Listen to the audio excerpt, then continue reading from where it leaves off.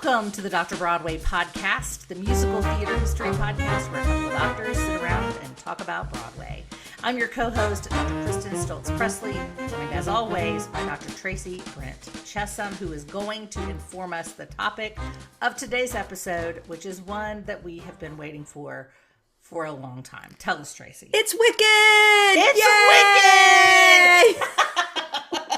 Episode 7 of Bookish, our micromester, where we talk about musicals based upon books that are touring right now. And believe it or not, Wicked is still touring. It is still on Broadway. It is still going strong. And it is about to open the second part of the film musical version, which is very different than the musical, the actual musical. Got a lot of added material. Very, I found it a very different experience. Mostly because, a lot of more character, much more character development, much more kind of developing the world behind it, which was why at first I was like, how does a 2.5 hour musical need to be 2 movies? There's just they're doing a whole lot more kind of on the individual character development and the world building behind it, which is interesting and fun. But this particular musical opened in 2003, so 2003. And for me, if you've been following our podcast for a while, this is kind of one of the big things that moves us into what I call the neoclassic musical stage. And we'll talk more about that later, about why I think that this one really does show off that we are in a very, very new neoclassic age. But it is based on a book of the same title by Gregory Maguire. Yeah. And I just want to point out right now, the book and the musical are very different things. Please do not run out and buy the book and think that you are getting... Y'all, I was scandalized. Yes, I did do that, it sounds like you did too. I did not know what I was reading. And there were times where I was reading, like, bumbling along in this book, and I was like, oh my goodness. Yes. Same. And it just shows up, I think right now, it shows off the fact that I lived in the library too long and our very conservative backgrounds that I grew up in. Yeah. That, it's like, I get that I married a lady, but I was still scandalized. So I was like, oh my gosh. So, yes. Yeah. Well, I want to start off this episode because I think Wicked, was... I talk a lot about the time when I could just sit back and enjoy a musical before my brain was engaged all the time. And I can't just sit back and enjoy one because I'm thinking about where it came from and who wrote it and why they wrote it and when they wrote it and who helped them and blah, blah, blah, blah, blah, blah. Mm-hmm. And Wicked was one of those last shows that I could just sit back and be a patron at. Mm-hmm. I saw it right after it opened. So it opened October 30th of 2003. I saw it in November of 2003. Mm-hmm. And I will never forget it. It was my first semester in graduate school. So it was as I was just beginning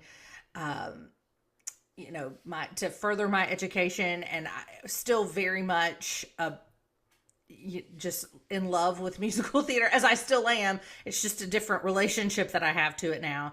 And so I remember all that I knew about this show was that Kristin Chenoweth was in it and that it was something to do with Wizard of Oz. That's all I knew. And that's all I needed to know to get tickets. I was there with my parents who could have their own little spin-off podcast of this podcast, apparently, because they come up so much. They do. We went to New York, as we did almost every holiday season, and we saw 3 shows. One was Wicked. One was kind of a jukebox style show using the music of Dorothy Fields, who was going to be the topic of my master's thesis and would later be the topic of the first book that I wrote. It was called Never Gonna Dance and starred Karen Ziemba, one of my favorite dancers, Broadway dancers. And then we also had tickets to see Ashley Judd in Cat on a Hot Tin Roof. No way. Yep. And so it was going to be a big weekend. And the one I was least excited about was Wicked. Yeah. Right? Well, it didn't have like this big splashy opening or anything. Like there wasn't. Who could have ever expected it to be what it became? It was very quiet when it started, and I'm not always sure why that is. It's just that all of a sudden, I remember getting acquainted with it because not Kristin Chenoweth, but Idina Menzel was in it for me, and I was like, oh my goodness. I'm like, what is she doing now? And looking that up, and actually got my hands on a recording very, very early, maybe earlier than maybe don't talk about that. Yeah, maybe don't talk about that. But I got my hands on it living in Los Angeles and listened to it, and I remember thinking, oh my gosh, this is what I've been waiting for, because coming out of undergrad, like at a time where we were still a bit of a mess structurally, it was like, oh my gosh, I can see the structure in this. I can, just by listening to the music, I love this. And I just remember just being like, oh my gosh, the musical is back. And so what did I do? I adopted a dog and named her Elphaba. And at the Before time, you'd seen the show? Oh no, I hadn't seen the show yet. Not at all. But remember, I lived in Los Angeles, so nobody knew that Wicked was even there. And I remember thinking to myself, okay, this is fine. I'm on my way to grad school. I'm going to be the cool, like, musical theater person. Right. Whose dog's name is Elphaba, which is like a super niche. Yeah, it's just for musical theater scholars. Like, right, we're the only one that's going to know, because as we all know, every musical that I decide to fall in love with closes within 3 weeks. So I was like, I just knew that it was just going to be the kiss of death. Yeah, I was like, I like it, so it's going to close. And then it didn't. Yes, and then it didn't. And then it didn't. Yes. And then I was the weird cliche person with this 15-year-old dog whose name was Elphaba. Mm-hmm. But well, I remember we went to, this will tell you, we went to the matinee. We didn't, like, the other two shows of our weekend trip were the banner shows, right? Yeah. Wicked was just the afterthought. I had come across Kristin Chenoweth because we saw Steel Pier, which is, talk about niche, but we loved it. And Karen Ziemba, again, whom I mentioned, was the lead in that show, and she was brilliant, but Kristin Chenoweth was in it. And I honed in on her because, and this is really, really, really superficial, but we spell our names the same way. Hey there. And not a lot of us spell Kristin the way Kristin Chenoweth and I spell Kristin. There you go. What a reason to love someone. Right? I was a friend for life. I knew I had found a friend for life. And so I followed her.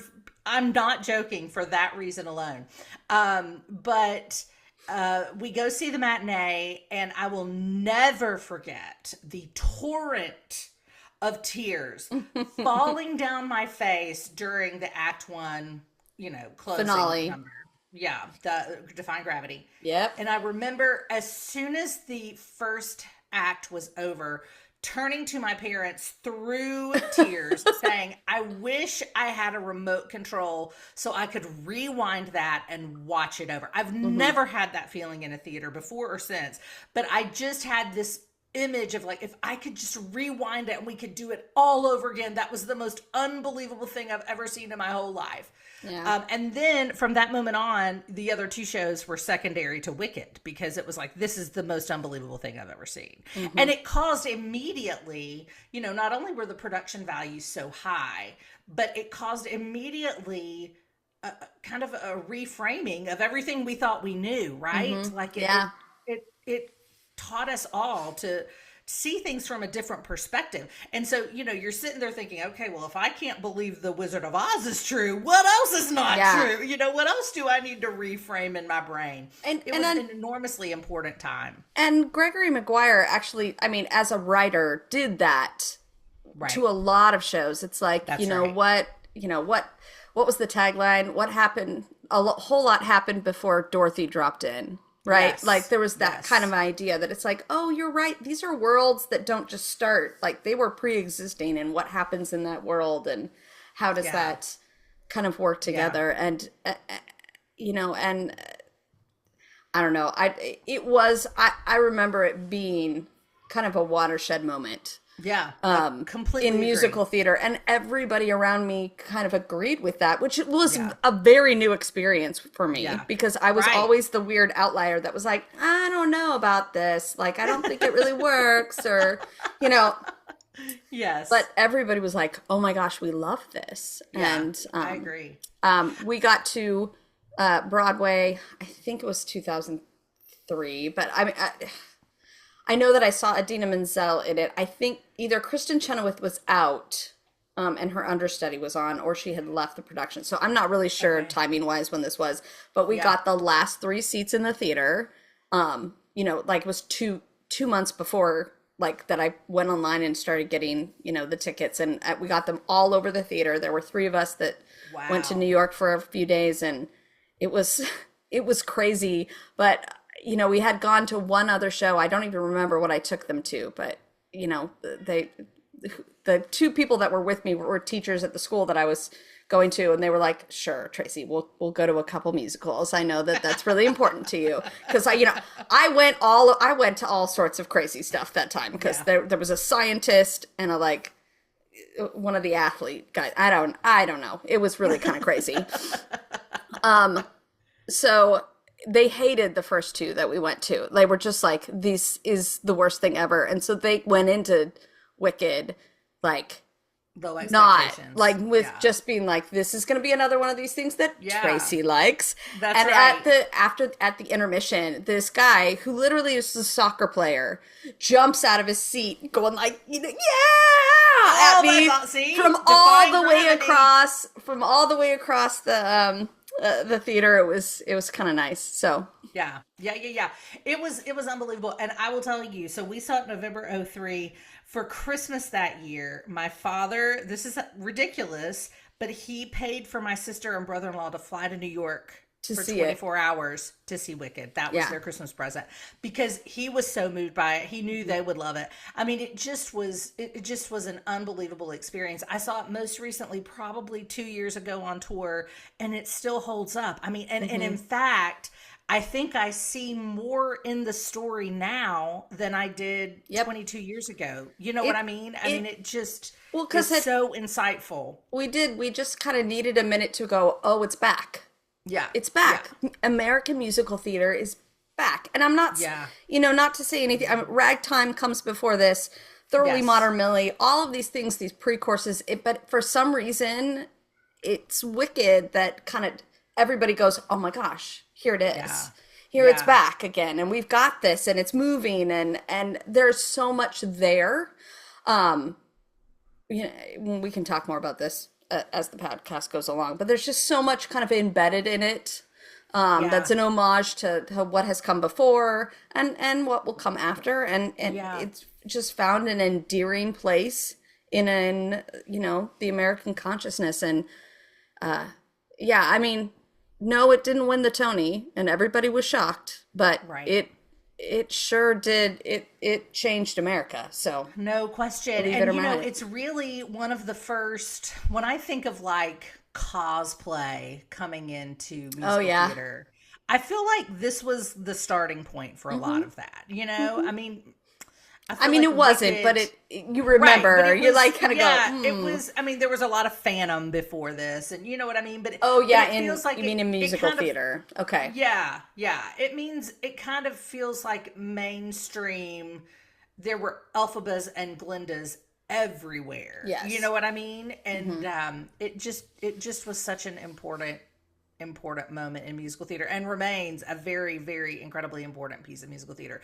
But let's start our conversation with the ultimate irony. Whenever I talk about Wicked, I love to start off with the reviews. Yes, let's do that. Let's start with some reviews for Wicked, because it's the ultimate dramatic irony, right? Yeah. We all know how things worked out, but these poor little reviewers had no idea how things were going to go. Right? So let me just give you a couple headline reviews. Newsday. Overproduced, overblown, confusingly dark, and laborious, ambitious jumble. That's what they call Wicked. Yeah. The New Yorker magazine says the show's 22 songs were written by Stephen Schwartz, and not one of them is memorable. Oh my goodness. New York Times, Wicked does not, alas, speak hopefully for the future of the Broadway musical. And you're like, oh, someone messed up. Right? I read one I'm this so week sorry. where Ben Brantley says it is a, quote, technicolorized sermon of a musical. And I was like, what? Really? Like, yeah, they really hated it. How did they hate it? Well, in another place in the same review, Brantley said it was a, quote, bloated production that might otherwise spend close to 3 hours flapping its oversized wings without taking off. And you're like, quote. Okay, someone... Did we see the same show? Someone really, really got this all wrong. Yeah. Yeah. Yeah, because it was so wrong. Because the reality is, this show that they said was overproduced and overblown and confusingly dark and laborious and all that, blah, blah, blah, blah, and that none of the songs were memorable. The reality is that we're now at 8,500 Broadway productions later, and Wicked is now the 4th longest running musical in Broadway history. Mm-hmm. It's jumped over Cats. So now only Phantom, Chicago, the revival of Chicago, and The Lion King are in front of it. Yeah. And there's about 2,500 performances separating it and The Lion King. So it's got a ways to go before it overtakes before it takes the number 3 spot. But who knows what could happen. Mm-hmm. It recouped its initial $14 million, modern equivalent of $24 million investment in 14 months. It grosses a couple $1 million a week. In fact, I looked at the grosses just over the past couple of years. I mean, it is consistently at 100% capacity. There was 1 week in 2024 when it was like 86% capacity. 1 week. Yeah. When it was like 86% capacity. But otherwise, that theater is full. Of course, they've raked in billions with a B, billions of dollars in ticket sales, and tens of millions of theatergoers have seen the show, whether in New York or on tour or around the world. I mean, there was at one point, and I don't know if this is still true, but it was at one point when a tour came through that I spoke before, where there was only a 90-minute window in a 24-hour period where a production of Wicked was not on stage somewhere in the world. In a 24-hour window, only 90 minutes when there wasn't a production of Wicked on stage. Yeah. That's astounding, right? That's astounding. So this is one that the reviewers, and this is not the only one, but it's one that the reviewers got gravely wrong. Yeah. And it's why, and it happens a lot. That's why that's why with some of the modern ones we're always saying, like, don't go let see the it. Reviews, yes, like, they're wrong sometimes. Sometimes they're right on the mark. Sometimes they're a little wrong. Yeah, exactly. And this is certainly one of those cases where they were wrong. And I have no idea why they came in with such animosity, but for whatever reason they did. I have an idea. So, go ahead. What you want to share it now, or do you want to save it for later? No, I think some of it has to do with the producing arm behind it.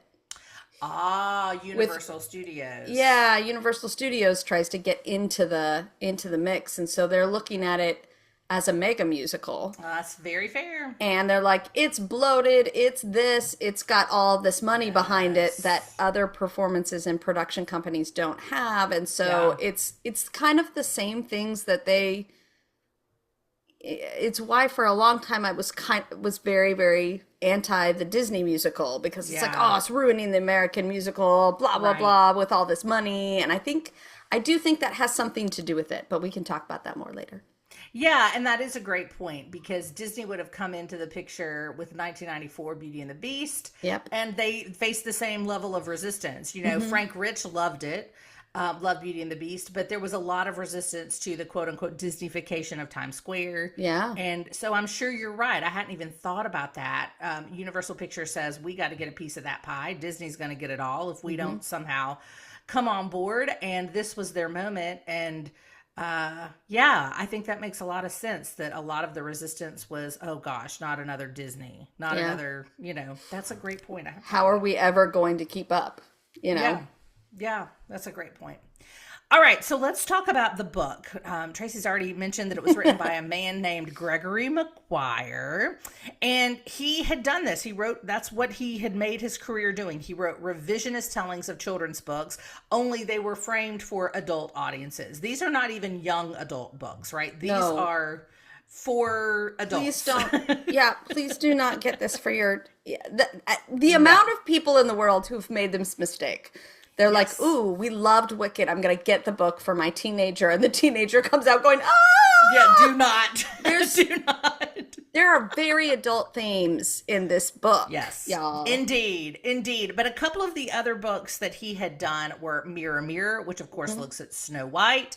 He'd done Confessions of an Ugly Stepsister about Cinderella. And then we have Wicked, where he looks at the Wicked Witch of the West. And he said that he first started thinking about telling this story from a different point of view when he was 5 years old. Now, I don't think that it was, I'm going to be a writer and write about this. I think it just, something about her stuck with him. Yeah. And, he remembers watching the movie and being scared of both the Wicked Witch of the West and the Wizard of Oz. Both of them terrified him. And he said he remembered a moment in the film where Dorothy says to the wizard, "You're a bad man." And the wizard says back, "No, I'm just a bad wizard."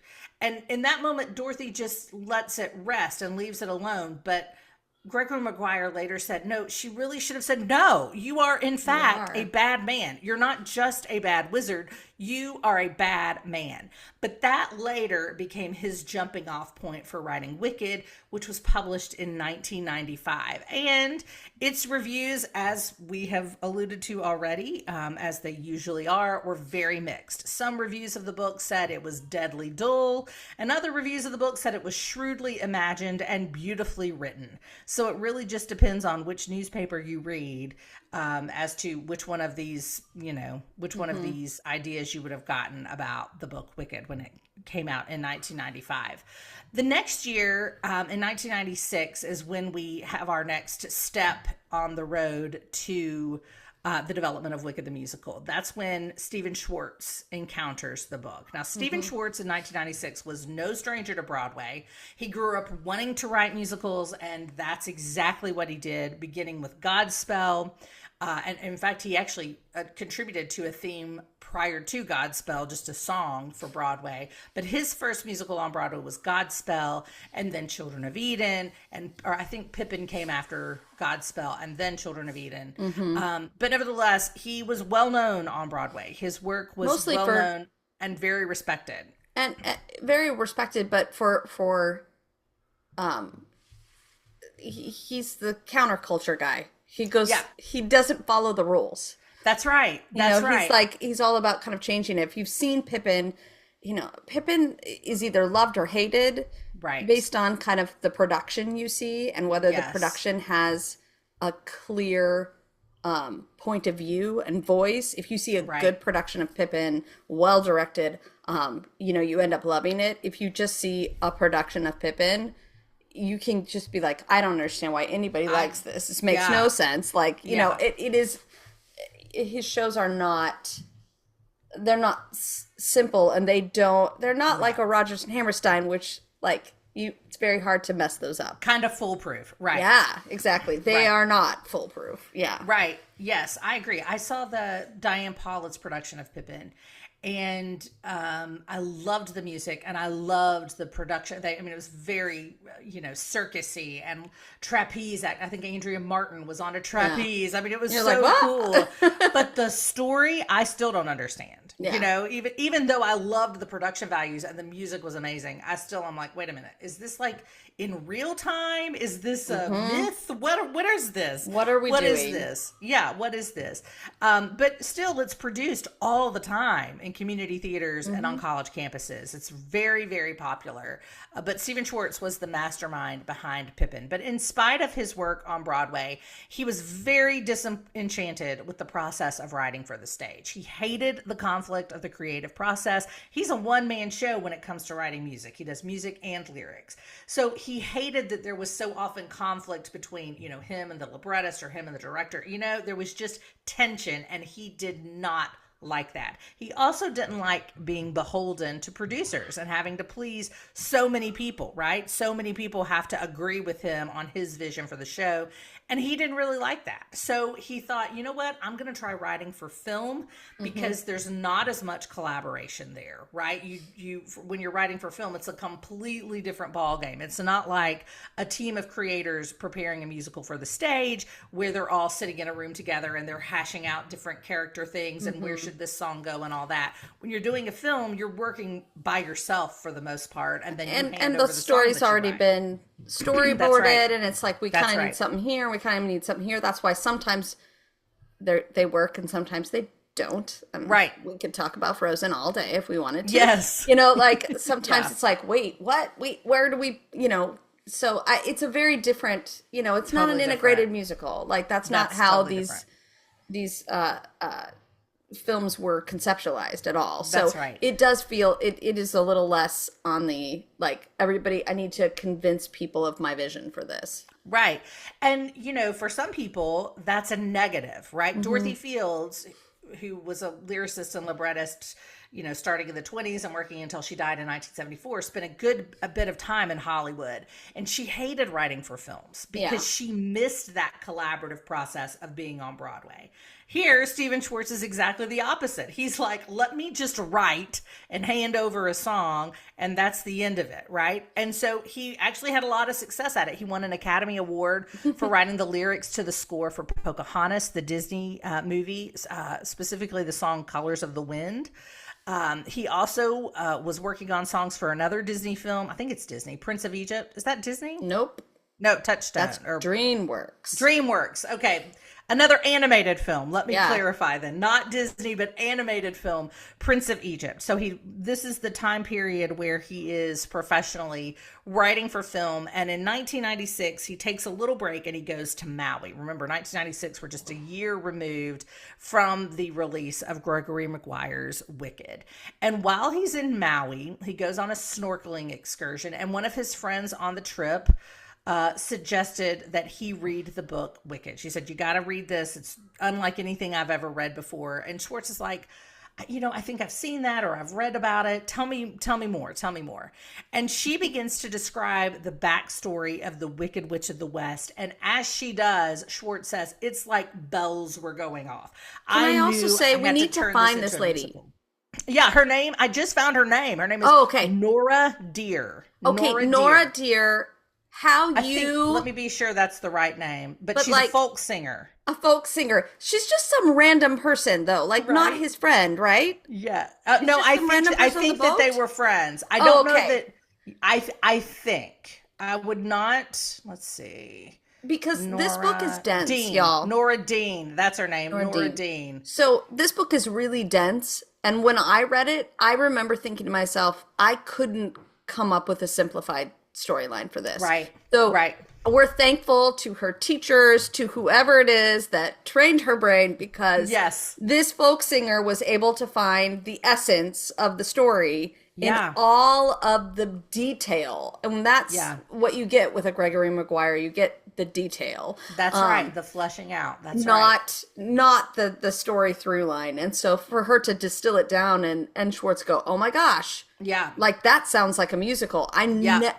You know, I never would have been able to come to that. I mean, you say all the time, you're like, that I say things like, oh, when I read that, it sung to me. It did not. I read it and went, I don't know. Like the people who did this were brilliant because absolutely not, you know? Yeah. Right. Well, so Schwartz is listening to her describe it, Nora Dean, and he is like, this is a musical. This has got to be a musical. And there were a couple of reasons for that. When you think about his body of work, you think about the fact that he is always interested in taking a unique look at a familiar story. So he'd written Godspell, which is a unique look at the New Testament. He'd written Children of Eden, which is about the Genesis account in the Bible. He'd written Prince of Egypt, about the Exodus through the brother relationship of Moses and Ramses. So he was very interested in taking and Pippin and Charlemagne. That's right, Pippin There you and go. Charlemagne. So flipping kind of the conventional way of that we have been taught a story and saying, but wait a minute, is that really the way things went?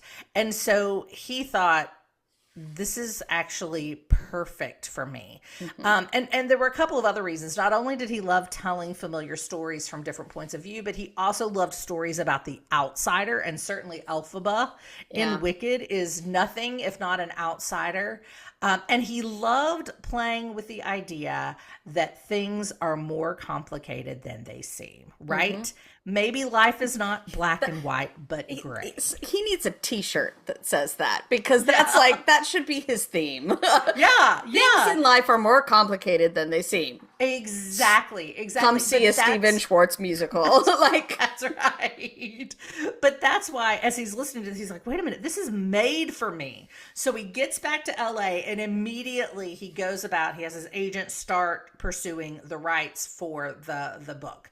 But he was very disappointed to find out that somebody already had him, and it was Universal Pictures. Ooh. And they were planning to do a non-musical film version. They'd actually already gotten to a second draft of the screenplay, so they were down the road with someone about turning this into a non-musical film. Can you imagine? You know, when I think about that, a near they walked into the right office, though. Whoo-wee. He 100% did.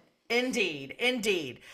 So he approaches Universal anyway. He talks to someone there named Mark Platt, which is probably a familiar name. Someone. That's right. It may just ring a bell. Just this little tiny guy named Mark Platt and a small son. And yeah, it may ring a bell with some of you. So an executive at Universal was Mark Platt, and Stephen Schwartz is basically making his case that they need to do this as a musical and not as a film. Now, given what we've just discussed with Tracey, the point that she brought up, which is so well taken, about the fact that Universal really wants to get into the Broadway space, right? And Mark Platt loves musicals. Right. And his son grew up listening and performing in them. And, well, I mean, so did Mark. Like, they were the Platt family singers. Like, that. I mean, their whole household was very musical theater driven. Yeah, he was doing film, but he knew who Stephen Schwartz was when he showed up in his office. Schwartz showed up in the right office. Like, he it was just, did. Everything kind of came together. And the timing was right. You know, the time was right, because Universal is looking at what Disney has done and thinking, we got to get into that. And this Platt begins to realize could be the vehicle for accomplishing that. And so he tells Schwartz, okay, we'll do it as a musical if you can convince Gregory Maguire. So Stephen Schwartz goes to a farm in Connecticut where he meets with Gregory Maguire, and Maguire had to be convinced, right? Because there were big bucks on the table from Hollywood, which is laughable to say now, because think of how many more bucks he has made by making a musical of it instead of making that non-musical film that was initially on the table. I think that's funny. But again, dramatic irony. They didn't know. So Schwartz goes to meet him on his farm in Connecticut and offers a 3-pronged pitch. One thing Schwartz says is he tells Maguire that they'll be relying, that for a film, they would rely on voiceover talent in order to tell the character's emotions on film. And on stage, Elphaba could stand front and center and sing her feelings. And this was a big deal to get that first person from the character of Elphaba. You know, in the 1939 film, The Wicked Witch doesn't get any musical moments. And Schwartz thought this is one of the reasons why we don't like her, because we never hear her sing her point of view. We never get that emotional release from the Wicked Witch. We never see any vulnerabilities from her. All we hear is, you know, I'll get you my pretty, and that wicked evil laugh, right? And so Stephen Schwartz is really pushing this, saying it's a chance for us. This is actually the perfect way for us to get to know the Wicked Witch of the West. And then finally, Schwartz, when he met with Maguire, had already written one of the songs. And he told Maguire the name, which was No One Mourns the Wicked. And that's when Gregory Maguire was convinced. He knew that, by hearing that topic, by hearing that title, no one mourns the wicked. Schwartz understood what had been McGuire's motivation for writing the book. And that's when he said, okay, we'll do it as a musical. So in 1998, Stephen Schwartz finally secures the rights for the musical. So, a year and a half, 2 years after Nora Dean has planted that seed in his head, that's how long it took to get it off the ground. So the next thing that Schwartz has to do is find a librettist, because as we've said, he does music and lyrics, but he doesn't do librettos. And so he reaches out to Winnie Holtzman. It was very important to Schwartz that it be a female librettist, and God bless him for it, because he understood that this was a story of female friendship, and so it was best told by a female, which I think is smart, wise, right? She could understand the inner workings of that relationship in a way that he could not as a man, because he hadn't experienced that kind of friendship. And so he goes to Winnie Holtzman, who he had met a year earlier. She had been a writer on My So-Called Life, which was a TV show that starred Claire Danes. Did you ever watch that show? Yes, everybody did. Well, I wasn't didn't, supposed to. No one said I wasn't allowed to, but I did. I don't know that I wasn't allowed to. I just wasn't interested in it. But I did. Everybody I knew did watch it. I think. But you know what? It's like you just said that. I actually didn't know that. I didn't know that Holtzman had done My So-Called Life. And yeah. Now that and when you're hearing that, it's like, oh, that makes so much sense. Yeah, right. That was a perfect choice. Yes. Absolutely perfect. Yes, she had written My So-Called Life. In addition, she had written 30-something in the 80s, which was a show about yuppie couples in the 80s. Yeah. But she's I think really set in Philadelphia. I think that's where they were. And she was very good in the TV aspect of like making sure you round out these other characters as well. Yeah. Like you could get a sense of who they were, even if you didn't have a lot of time with them. That's right. It's you got the whole picture of who that person was. So that's right. And so what Schwartz did not know when he approached Winnie Holtzman is that Holtzman had been walking around a bookstore in New York a few years earlier and had seen this cover, which is now iconic, of the book cover of Wicked, and had just been absolutely attracted to it. She flipped the book around and reads, the synopsis of the book on the back of it, and thinks it's a brilliant idea and tries to get the rights then. And she finds out Universal has it, and she kind of lets it go. She's like, well, that's too bad. I can't fight Universal Pictures. You know, who am I to go toe to toe with Universal Pictures? And so I'll just let it be. But she had been attracted to it in the same way that Schwartz had been. And Schwartz had no idea about that when he came and approached her. But of course, when he asks her to sign on as librettist, she's like, okay, I think this is a major sign that we need to do this together. The fact that they both, wanted to turn it into a musical as soon as they heard about the story. So he approaches Holtzman, and then when he finally gets the rights, he reaches out to her to say he's gotten them and they should do it together. And they spend about a year developing the outline for the musical, and then they took it to a director. They get it into a good enough shape that they needed someone to kind of conceptualize the whole production and help them understand, where do we go from here, sort of thing. And they bring in Joe Mantello, who had most recently done Take Me Out on Broadway. And he comes in as director. And that moment is when Gregory Maguire says, okay, I'm out. He taps out. Not that he pulled away his support of the project, but he said L. Frank Baum, who of course was the author of Wizard of Oz and all of those other books that followed it. L. Frank Baum wasn't around to bother Maguire when he wrote Wicked. And so he signed a contract saying, I am out of the game. You guys do with it what you're going to do. I'll come see it on opening night. Yeah, and I'll be there when I be there, And that is a gift that he gave to the creative team, truly. And we see that sometimes where People don't want to be involved. Carole King, we talked about this with Beautiful. She wanted no part of the development of that show. But then we see people like Neil Diamond, who's at every rehearsal. I'm right on top of it. Yeah, exactly. Like micromanaging choreography and all of that. But that was not McGuire's impulse. He was like, you know what? This is you. You are the experts. You do it. I've gotten my money and I'm going to go over here and I'll see you when it's ready. And so that's what he did, which again is a great gift that he gave them. The show is readied in relatively short order. I mean, when you think he got the rights in 1998 and brings in Mantello, and then by 2003 they have something ready to open. They opened first in San Francisco. It tried out in San Francisco in the late spring, early summer of 2003 at the Curran Theater.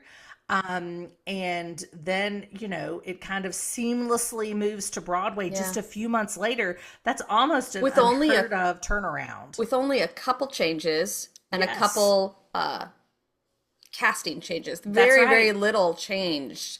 That's exactly right. But those little tiny changes apparently made all of the difference. Right. But they said that the reaction in San Francisco was exactly like it has been on Broadway.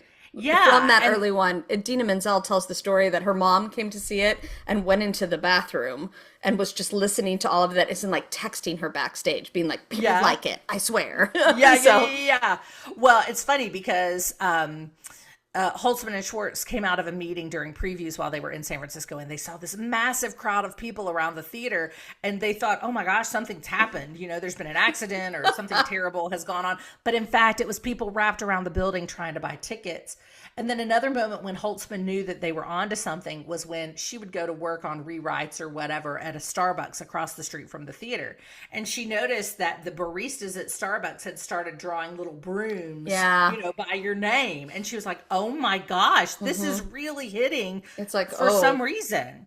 Yeah. So while they made a handful of changes, like you mentioned, the biggest change in terms of casting was Robert Morse had played the role of the wizard in San Francisco. And then when the show became clear that they were going to transfer to Broadway, he had a young family at the time, though he himself was not all that young, but he had young children and didn't want to leave them and to go to Broadway. And so he was replaced by Joel Grey. So that's when Joel Grey came in. He had not been part of the San Francisco cast, but had rather joined them when they got to Broadway. So that was the major change. Robert Morse, if you're familiar at all with How to Succeed in Business Without Really Trying, that was kind of not his first role on Broadway, but his first big starring turn on Broadway. And he had done a number of films and other things since then, but that was really his launching pad. So and he has subsequently, if I'm not mistaken, played the role, if not on Broadway, then on tour. I think I've seen him at some point on tour, because I remember thinking, Robert Morse, and I had no idea when I saw that he had been the original wizard. Yeah. So I do believe he has come back around. So at any rate, the show, as we said, premieres on Broadway on October 30th, 2003. I see it a couple weeks after that and bawl my eyes out. And can't get enough of it.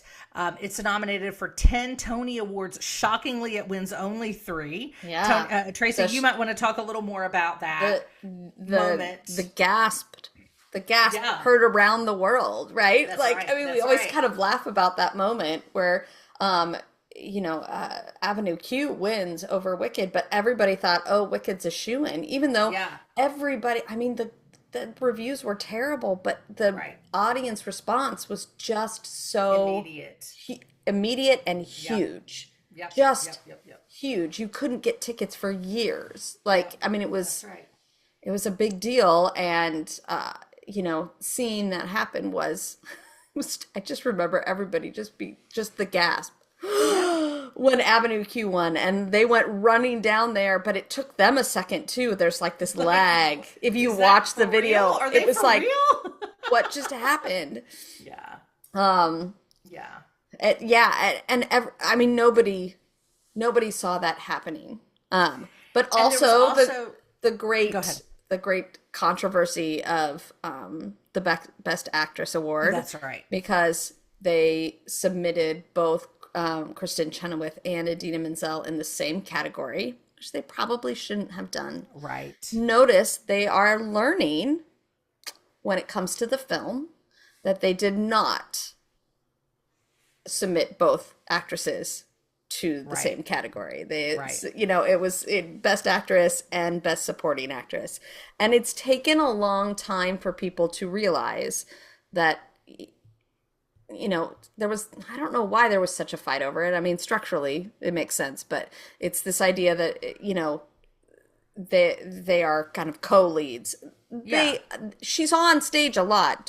Don't get me wrong. Like, I love Kristin Chenoweth, and she was on stage quite a bit. It's just that this is Elphaba's story. It's not necessarily from Glinda's perspective. We could rewrite it from that perspective, but I thought it was really, really interesting when the movie came out that they made a big deal out of being like, okay, we're submitting in 2 different categories. And I went, I know why that's happening. Yeah, that's right. That's right.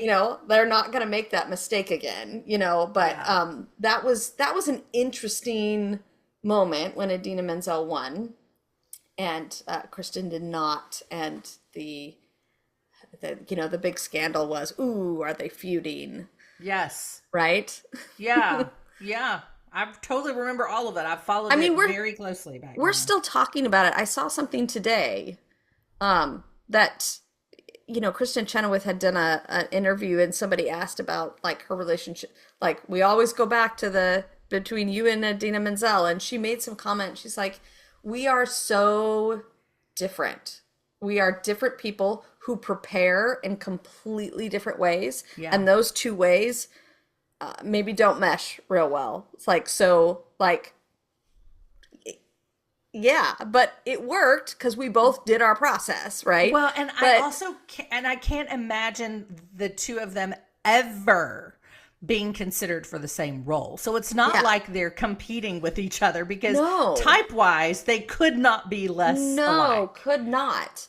And it's really funny. So, I mean, I'm sure, again, one of the things we said when we started that we weren't going to traffic in Broadway gossip and all of that kind of stuff. Right. Because it doesn't really matter. But it is one of those really big moments where, Kristin Chenoweth is having to sit there and have the, TV right on her while she loses that award quite a bit and try to, like, keep her face from doing that. And what I recognized even as, somebody now I have almost 25 years out, 22 years out.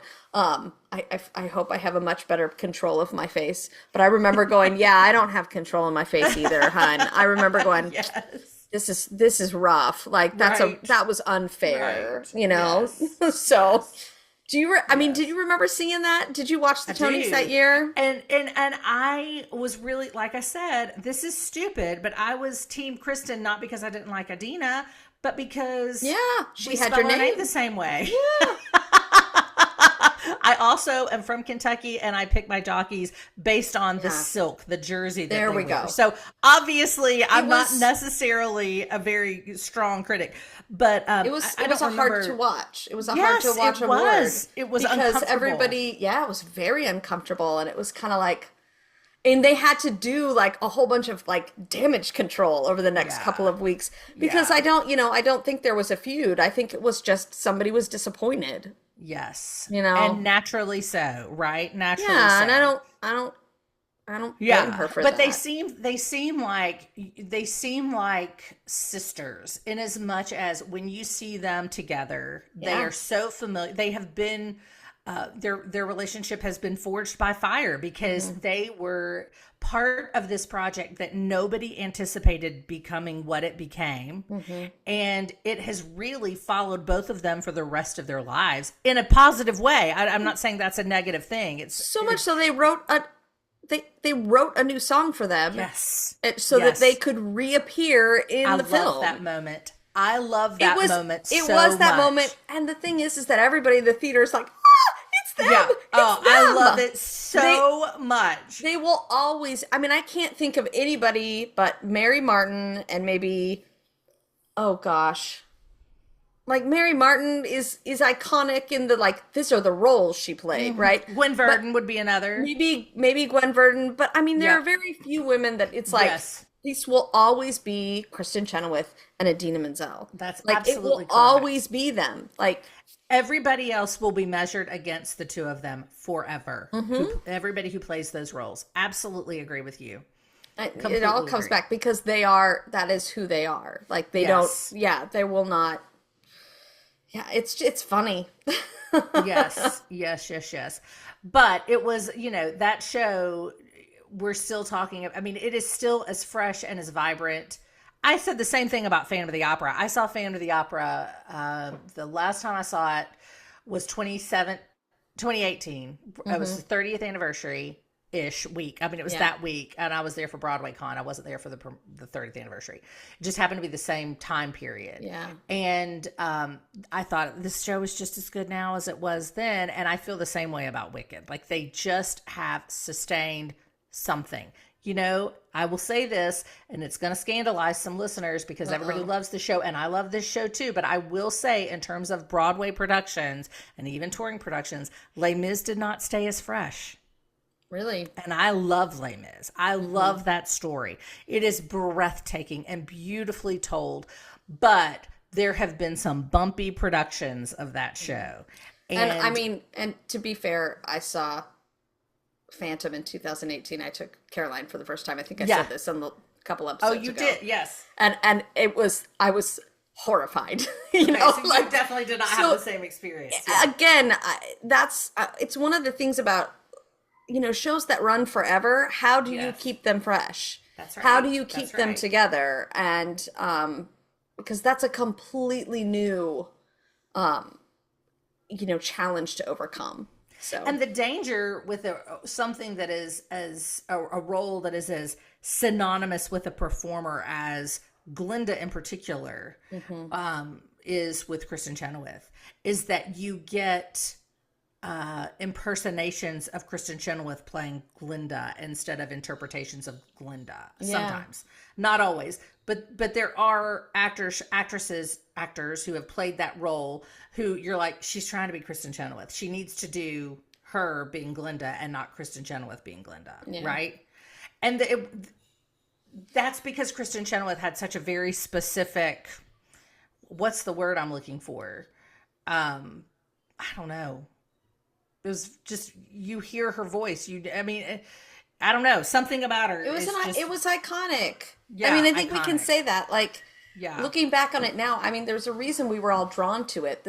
These were perfect for them. Yes. Even if the whole role, if you think about Idina Menzel is, fits this role so well, and she had to, but she had to do a lot of work because that is high.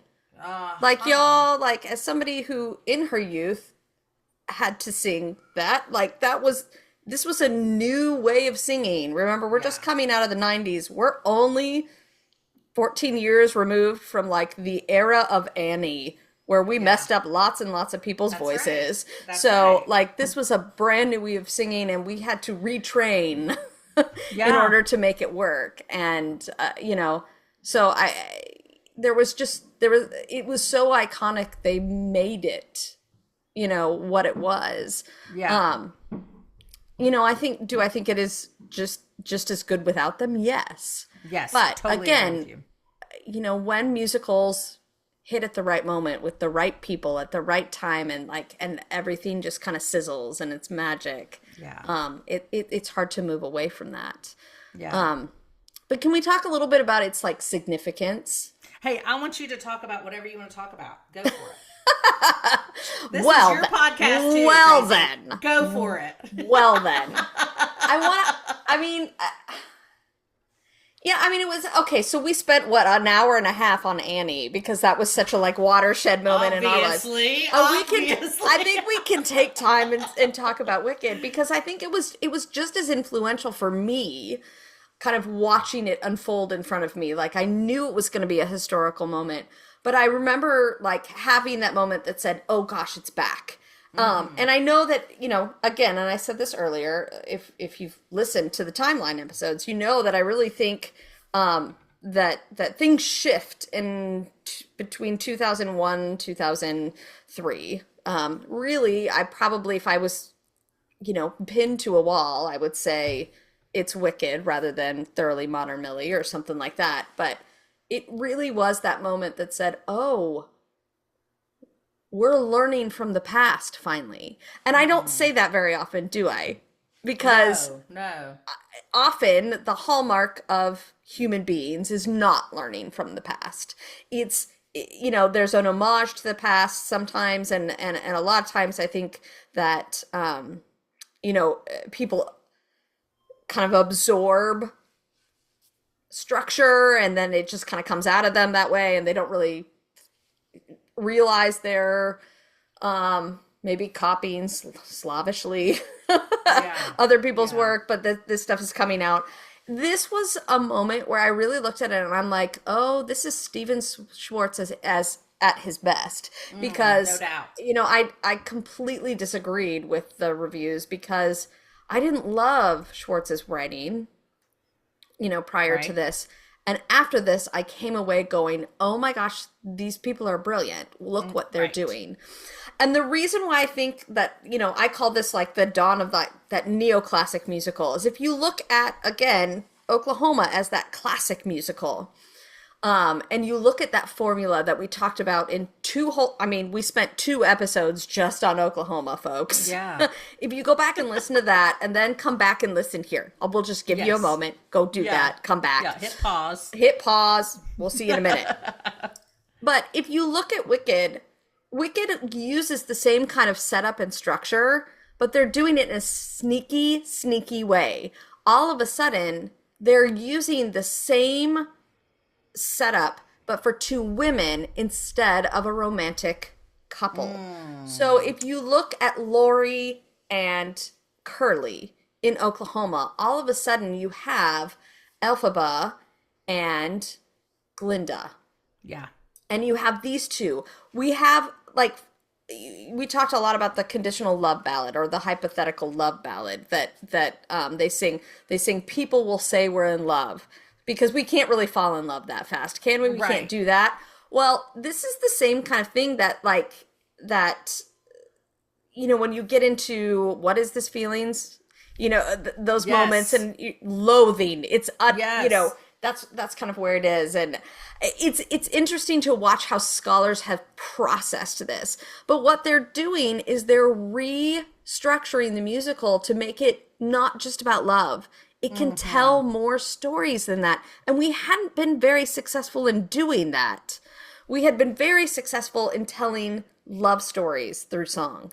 Yeah. And this allows us to do it in a brand new way that sparkles, that allows us to use the conventions of the past and just tweak them just a little bit so that all of a sudden we can use all of this great structural material to bring it forward in a new way. The professor at Princeton, Stacey Wolf, she writes a really famous essay called Defying Gravity, Queering Conventions in the Musical Wicked. And basically what she's talking about is she's like, they're just tweaking it. They're just tweaking it a little bit, but it's all kind of based in the same kind of conventions. She says that Wicked signals that it will follow the conventions of mid-20th century musical theater, but queerly with 2 women as the musical's couple. Without it, it's still about 2 friends. Like, they're not trying to say that, this is a gay couple in any way, shape, or form, but we're still able to use that as the center of the story. So in this particular case, Elphaba's relationship with Fiyero kind of is relegated to the status of secondary. We love it, but and we love our Fiyeros, mind you. I think the first time I saw it with, who was it? He was from New Kids on the Block. Was my first Joey Fiyero. McIntyre? Yes. That's who I saw. He'd have been a good one. And I would He'd have remember been a good being one. like, and everybody there was, there for him. They had never heard it. And I was like, of course. It was really early, still very, very early when we saw it. But just thought that was funny. But it really does become kind of like the the secondary story, right? Yes. Like kind of like Ado Annie and Will Parker. We need that contrast. Yep. But we're here for the friendship between Glinda and Elphaba. We are not just here for Fiyero.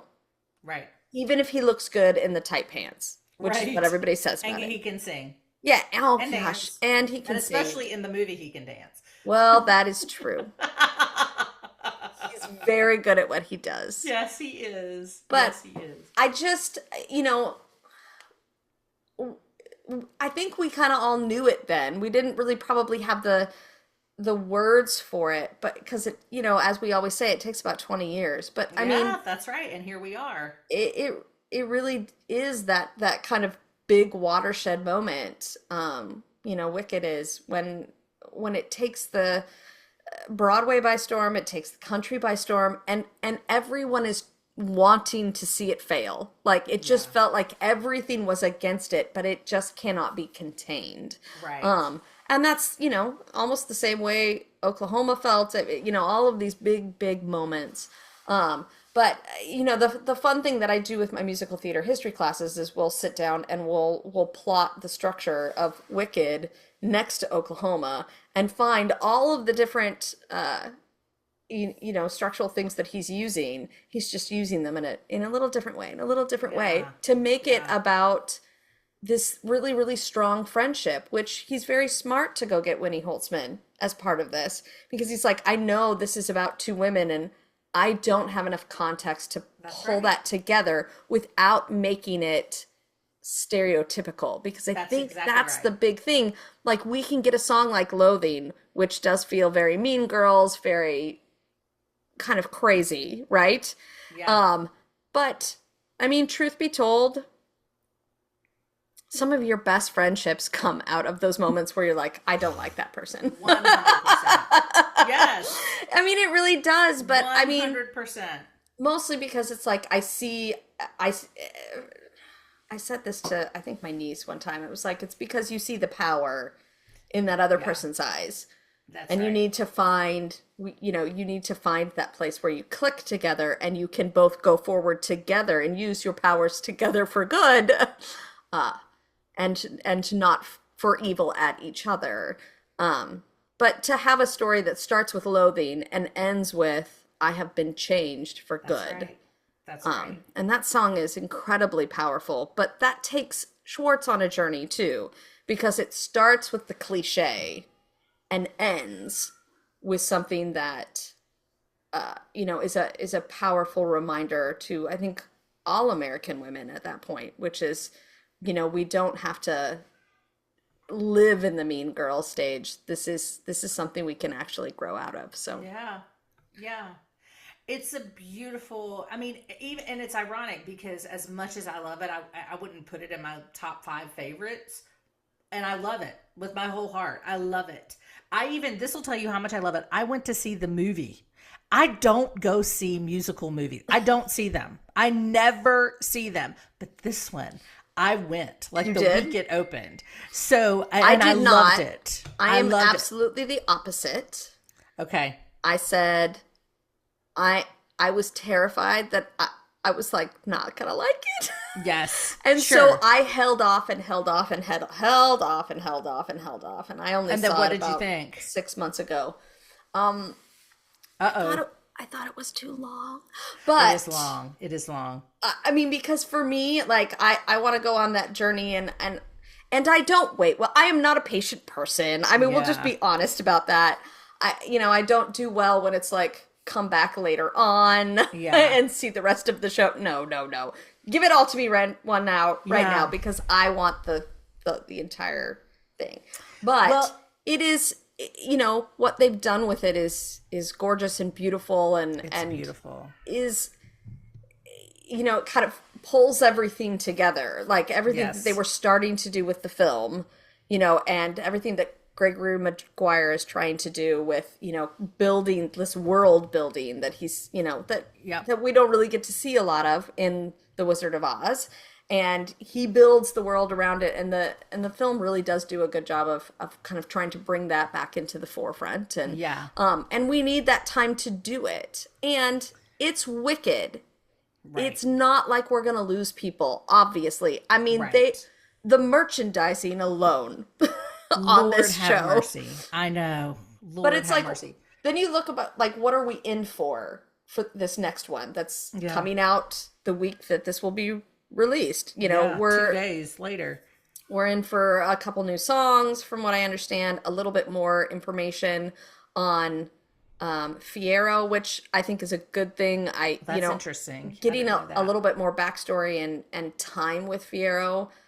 It's the only thing that I would super criticize about the musical itself is just we don't get enough time to really understand how he figures into the story, and the movie does a good job of trying to make it kind of a triangle a little bit more, without losing the story of the friends, that friendship, that central story, but giving him some. So that should be fun to see as well. Will you see the new one? Yeah. Right away, or are you going to wait again? I don't know. I just get so afraid, and I know that's I understand. silly. Totally understand. This is why if you I don't normally see them. It's Because like if you I can love only something, be disappointed. Yes. I'm like, totally. I understand 1000% where you're coming from. And in fact, my initial response was, I'm not going to see it. But then, my parents and sister went to see it like opening night. I think it opened Thanksgiving night. yeah. And so I had heard so much about it that by the next night, my younger son and I went to see it. He thought it was hideously long. I actually made some notes and wrote them down to remember things he would say to me, because he was like, I really wish I would have seen the musical first. I mean, he was so confused about the whole thing. Yeah, it requires a little bit of fandom. It definitely does. But think about how good that is. Think about how good that is for Broadway. That we have a musical that has a national fandom. Like, we can't say that about a lot of musicals, and it is an American musical through and through. Amen. Yes, ma'am. It is, because I mean, the other ones are like Phantom and Les Mis. Like, British this is and French. very, very British and very French. This is very American,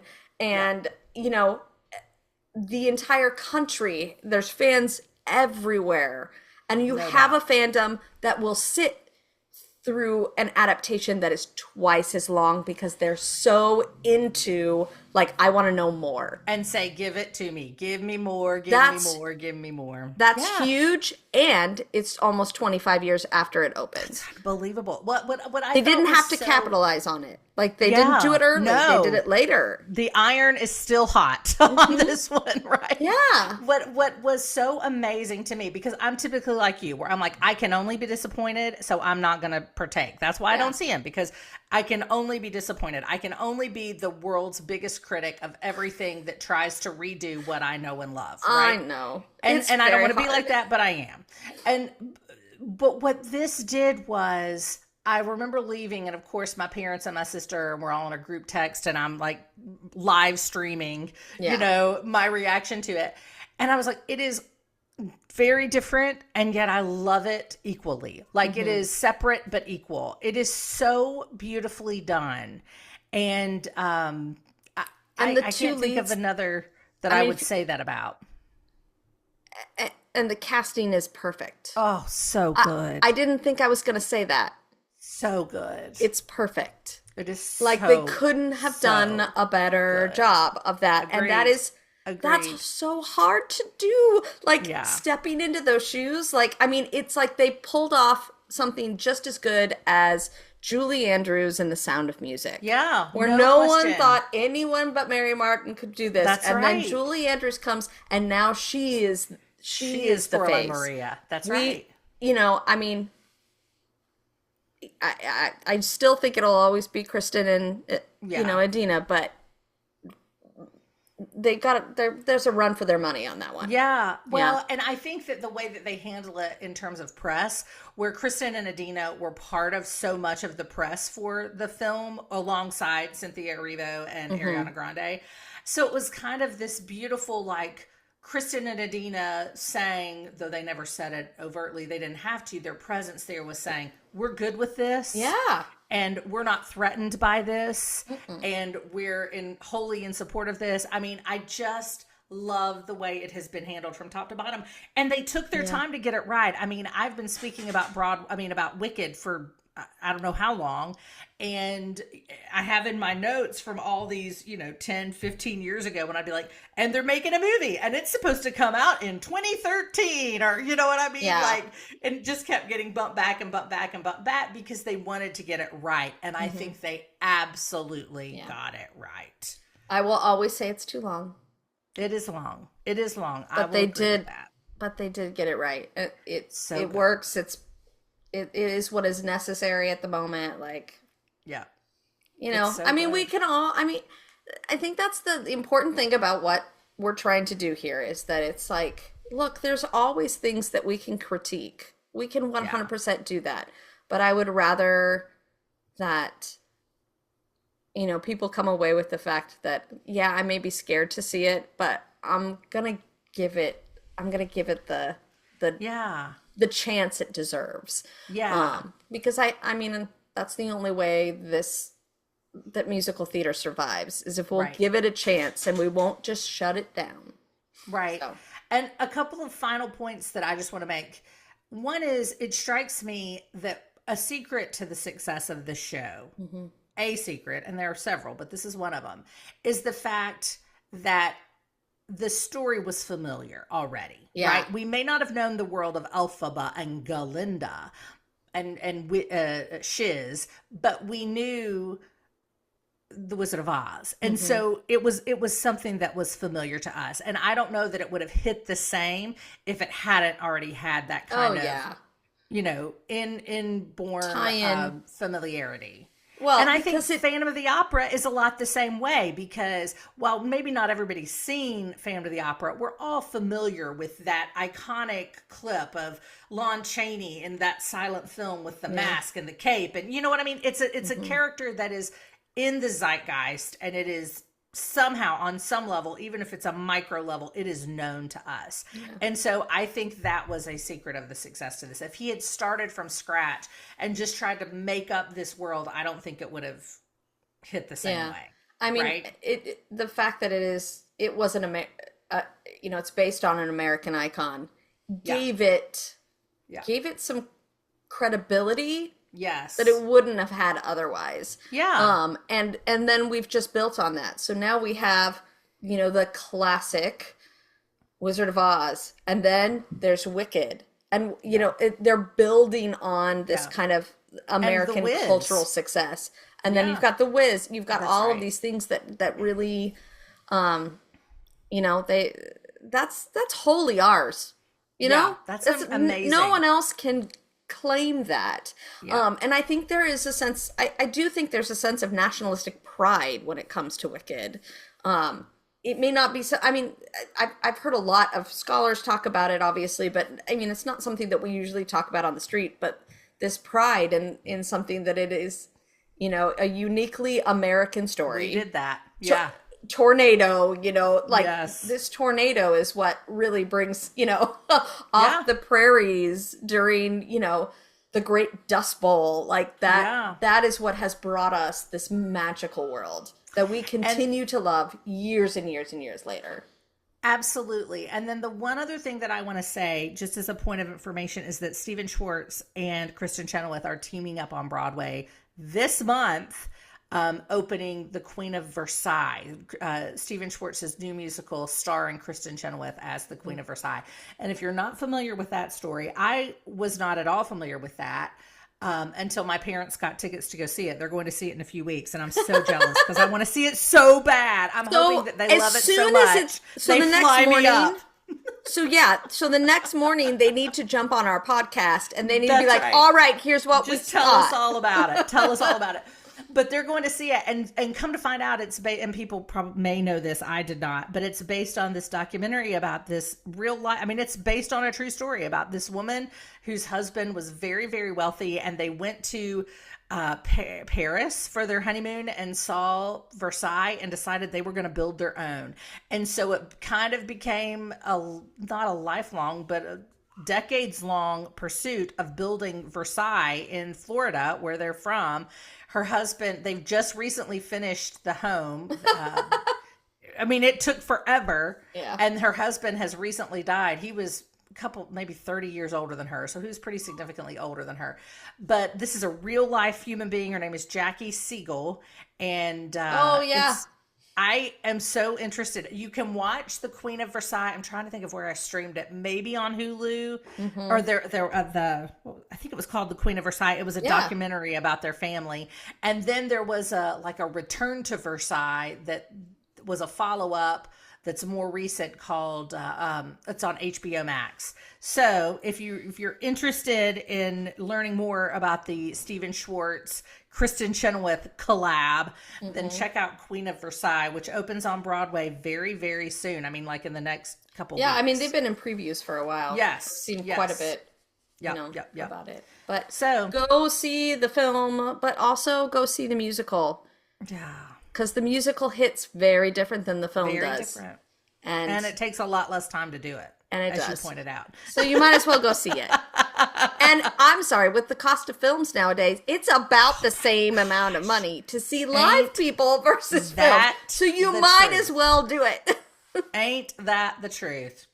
Alrighty then, that'll do it for this episode of the Dr. Broadway podcast. Tune in next time. We'll be talking about Back to the Future. Yes, it's a musical, which opened on Broadway in 2023. And that will be the first episode of our new micromester, Hooray for Hollywood.